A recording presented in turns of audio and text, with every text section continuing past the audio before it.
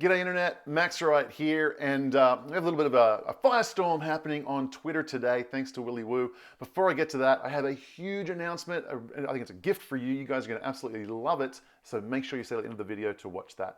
But a firestorm going on Threaded today. Willy Woo started a fantastic thread. God bless him for doing so. I'll just read the first couple of parts of it. It said, "A dummy's guide to selling 42 million Bitcoin." And he says, "You think I'm kidding? There can only ever be 21 million coins, right?" Yes, you're right. I see you've read the white paper. But he is correct. And I'll leave him there. Actually, let me change this so I'm a little bit bigger for you. So, okay, here's what Willy was talking about here. This is something that I've actually been talking about basically as soon as I've discovered Bitcoin. So, and the reason I got so excited about Bitcoin over gold and silver, which is what I was really focused on at the time, is precisely because of what is playing out. So all of this has been predicted by me years and years and years in advance. Big thank you to Willy Woo for getting the word out about this. It's a bigger deal. So here's what Willy Woo was saying. How can you sell 42 million Bitcoins if only over 21 million exists? And the answer is on the futures. So the SEC approved a number of crypto and Bitcoin futures, and it's through that mechanism that they wish to control the price of Bitcoin and manipulate it and try to keep it irrelevant. Now, stay tuned because I'm going to tell you about exactly why they are going to fail and Bitcoin is going to destroy them. And all of this was predicted by me many, many years ago, which is why, since the very beginning, I have said crypto and Bitcoin is our #1 tool to defeat the financial tyranny that we all live under. So let's get into it. By the way, if you're enjoying the content, make sure you hit that like button. Okay, let's go back. A little bit of history here, guys. So gold and silver is traditionally the canary in the coal mine that signals to the world that governments are bankrupt, right? That's the big heads up. It's when the price of gold is skyrocketing that it's like, hey, the government is mismanaging their finances. They will soon be bankrupt. People run to get out of their banks. How can I, take their assets, put it into gold and silver to preserve their wealth? Everything collapses. The people who have the gold and silver come back and buy everything up for pennies on the dollar. That's the time-tested formula for how to manage these things, and it's been that way for centuries. Now, the people who are in charge of the government and who are enjoying their financial tyranny over us, they want to kill the canary, right? They wanted to kill the canary in the gold and silver markets. They did not want it to exist. They did not want it to do its thing and signal to the world with a rapidly increasing price that people were fleeing the banking system, people were fleeing the traditional systems and going to the safe haven in gold and silver while it collapses. So what did they do? They created a futures market for gold and silver. And the result is this. So here's the origin of the futures markets, right? It's like originally, if you wanted to speculate on gold or silver or something like that, you go ahead and buy it. You have to actually buy it. You have to pay storage fees and do all those things. You have to buy it, and then if you think the price is going to go down, you can sell your gold and silver, right? But then they came across and said, well, listen, why should only people who think the price of gold and silver is going to go down and them to be able to profit from it actually have the gold to sell? Let's have a futures market where you don't need gold and silver to sell gold and silver. You can just stick your money in the account. Let's say you stick $1 million in the account, right? And then you say, I believe the price of gold is going to go down, so I'm going to sell a contract which says you get to buy gold at a specific price at this future date. And if the price of gold goes down, I actually make money because the value of that future goes down. And so there's no need to actually have gold and silver. You can just have enough money sitting in the account to cover your losses if the price moves the way you think it was. And okay, so now here's the thing. Because of the cost and the challenges and the inefficiency of actual physical gold and silver, you have to pay security guards to stand around and stare at it, make sure no one steals it. It's very, very expensive to transport. Because of all of these costs and things, the futures market actually grew so much bigger than the actual spot trading price of gold and silver, like the people who are actually buying it to take possession of it. So originally, you had a thing where there was this casino over here in the futures market which was gambling if you're an investor, or hedging if you were, locking in your future cost of that you needed the industrial metals for your production. This market was a relatively small one, and the price was set on the spot market, and this was just a way to either hedge or gamble on the price without getting involved in it. But eventually this grew to be so big that now the price is set at the futures market and the spot price is kind of irrelevant. It's a situation where the tail wags the dog, right?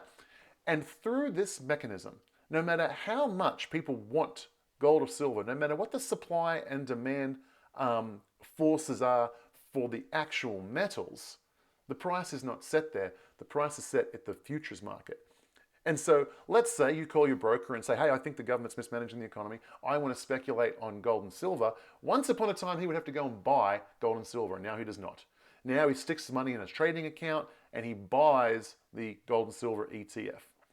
You have a paper, you've got exposure to the price of gold like you thought you did, but you didn't have to do the messy headache of taking possession.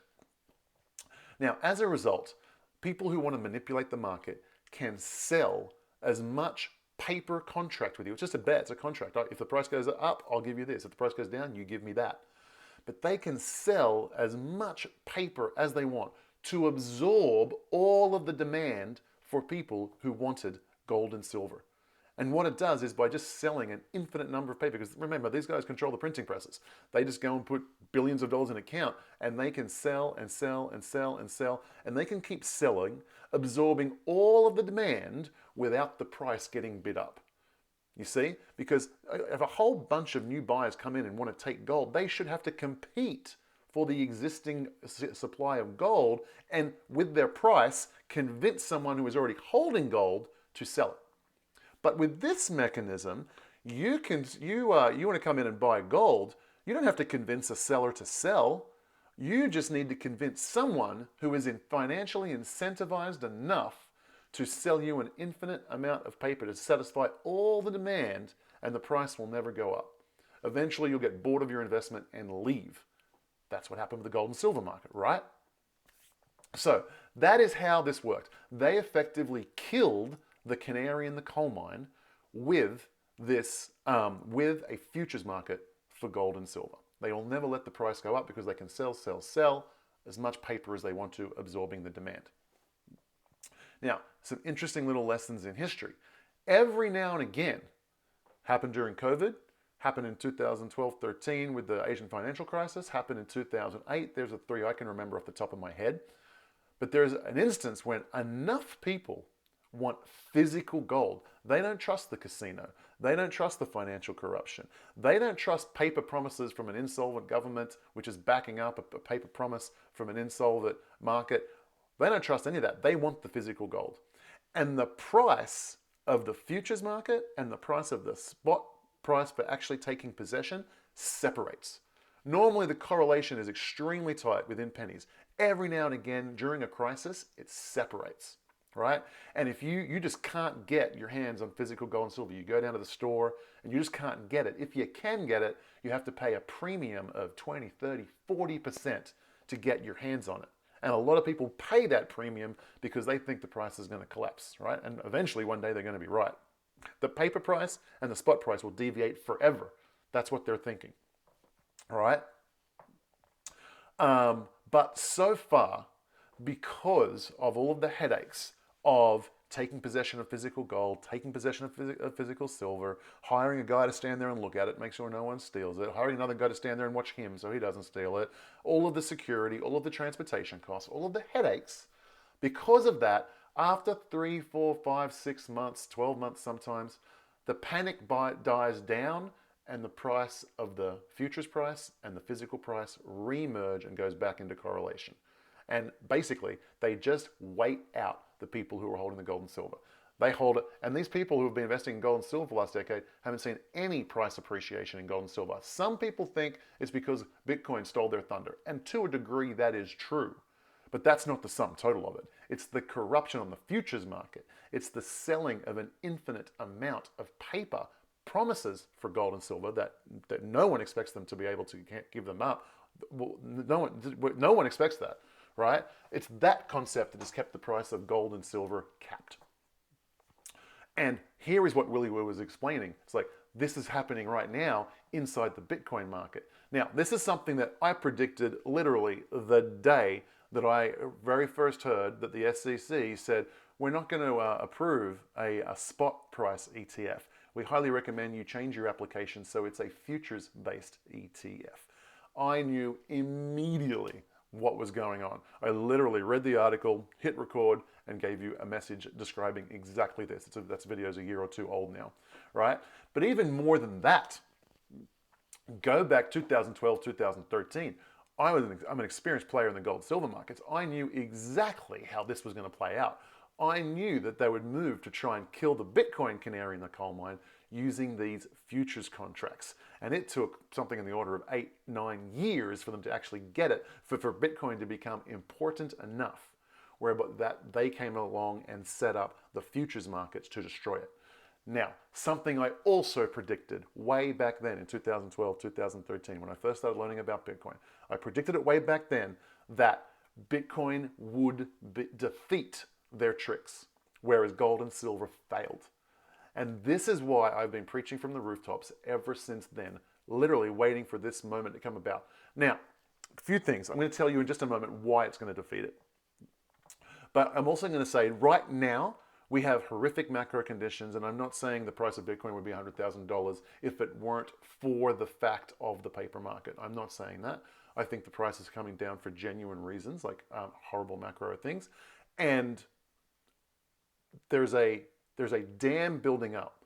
See, people are like, okay, people can't afford to buy Bitcoin right now. That's reducing demand, okay? But every single Bitcoiner knows that the response to the next crisis is going to be money printing.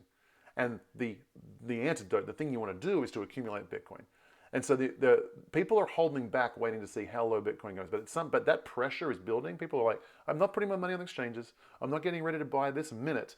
I'm sitting here. I think the price will get lower, and I will be able to jump in and buy more. And so this is going to play out over the next few years. But here's why it's going to play out in our favor, as opposed to how gold and silver played out, not in our favor. They successfully killed the canary in the gold mine, in the coal mine for gold. Okay. Bitcoin has two very, very important properties and features that gold does not, which is why it's superior. One, it is an open and public ledger. You know exactly, provably, without any shadow of a doubt, know exactly who has Bitcoin and how much.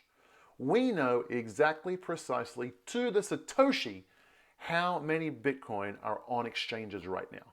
We know that data because it's all on an open public ledger. We track it. We know how many Satoshis Michael Saylor has. We know how many Bitcoins are being held in storage and are just gone underground and cannot be found. We know all of this data, and we will know this data in real time forever.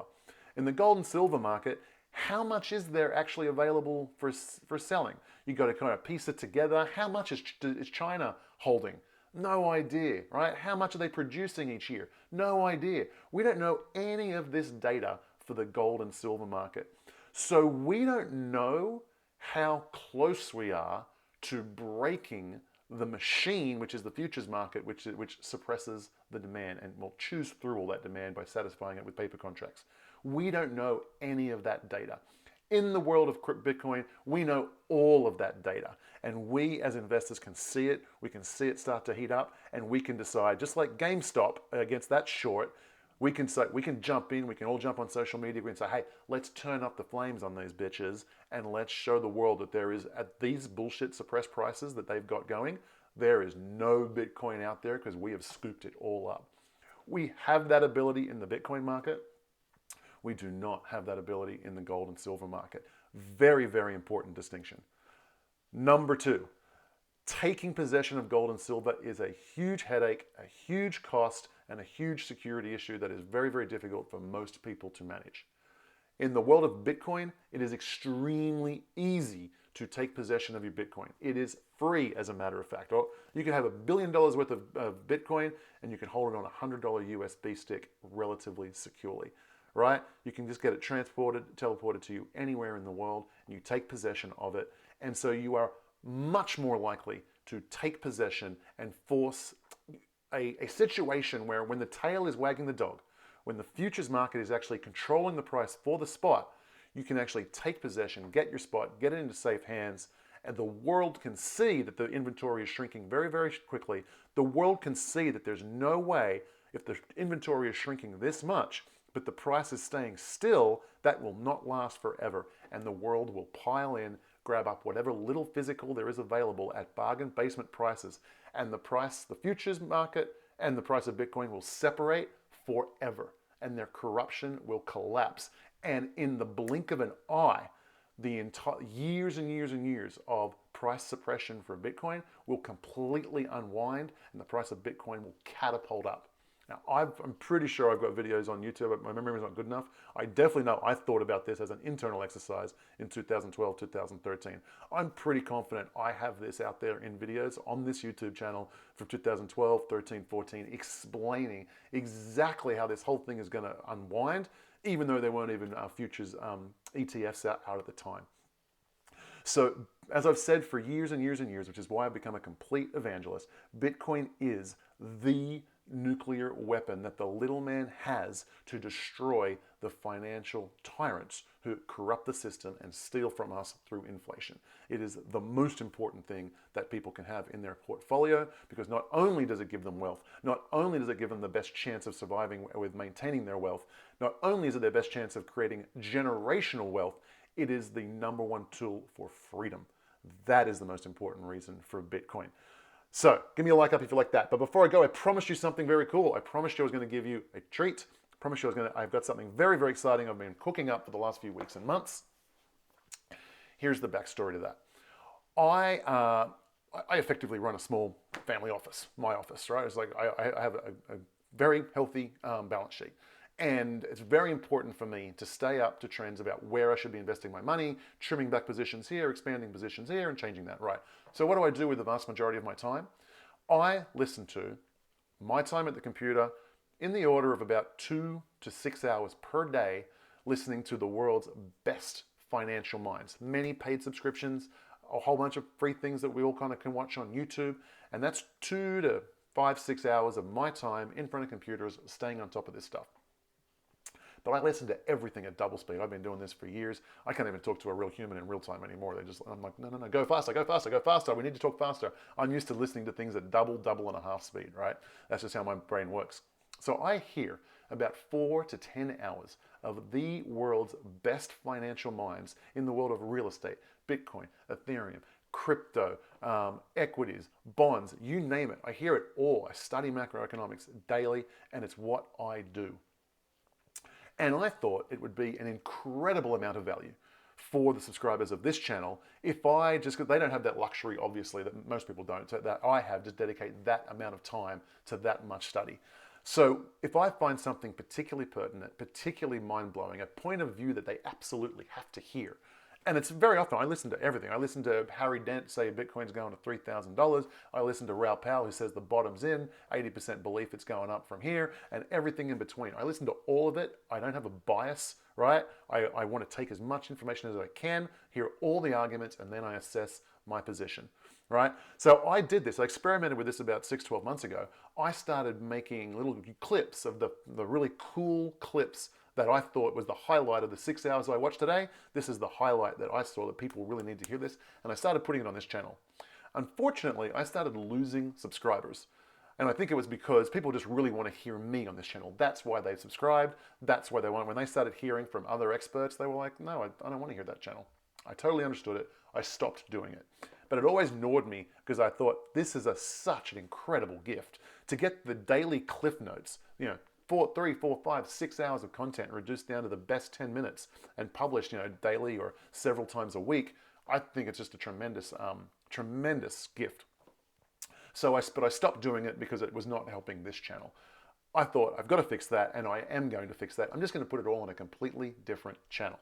So I've created a brand new channel. It is called Essential Finance. There's not even a video on there yet. If you search for it, you're probably not going to find it. However, the first link in the description and the first link in the pinned comments is a link to a channel. You can go to the channel. I haven't even got the artwork up there. I got the name, that's it. There's no videos on there. There's nothing to watch. But if you are the type of person who wants the cliff notes of the best videos and the best financial content that I watch on a daily thing, I've been spending the last weeks and months building the team I can just find the clips. I say, I want the people to see this. They go ahead and do all the editing, publish it for you the next day. Do yourself a massive favor, go and subscribe to that channel. There's nothing to watch there yet, but I'm hoping that within about a week, all the sausage machine that I needed to build to produce that content without me obviously getting in the trenches and making thumbnails and editing and doing all that stuff. I've built the team to do that. It's there, it's gonna work, and I'm gonna start pumping out content on there in addition to maintaining the content that I do here. So do yourself a favor, click on that first link in the description. You definitely want to go and check out and subscribe to that channel, even though there's no content there just yet.